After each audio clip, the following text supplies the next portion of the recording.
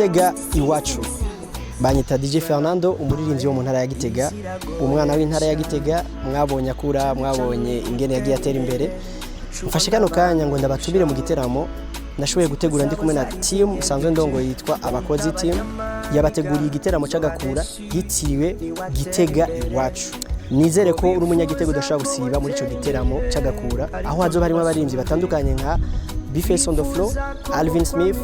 na Rinoji, hamwe na jewe DJ Fernando, ndetse na yamigwa itamba neza cyane ngaha mu ntara ya Gitega nka GUD team, GSD team, ndetse na Dream Unit. Tutibagiye na babaririmbyi b'imvukira zo ngaha nyene Gitega nka YZ,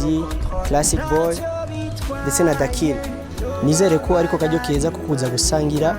natwe umunezero nkuko vyamwe mu ntara ya Gitega.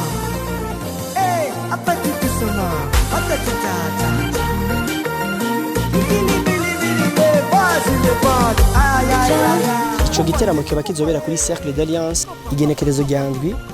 kwezi kw'icenda uno mwaka nyene turimo nizere ko mwese atanumwa kumiriwe kwinjira na amafaranga 5,000 mu kibanza gisanzwe ndetse n'50 mu kibanza ko kwita VIP hamwe na VVIP table izo biriko icupa rya liqueur ndetse na Heineken ane kuri 500,000 amakandi nabifuza guterera muri ico giteramo barahawe ikaze aho ticket sponsor azoba ari 1 million miliyoni y'amafaranga y'amarundi karibu cyane mushigikire ni kuva isaha 9 z'umuhingamo nizere ko atarumwa zosiba na Gitega iwacu bisous bisous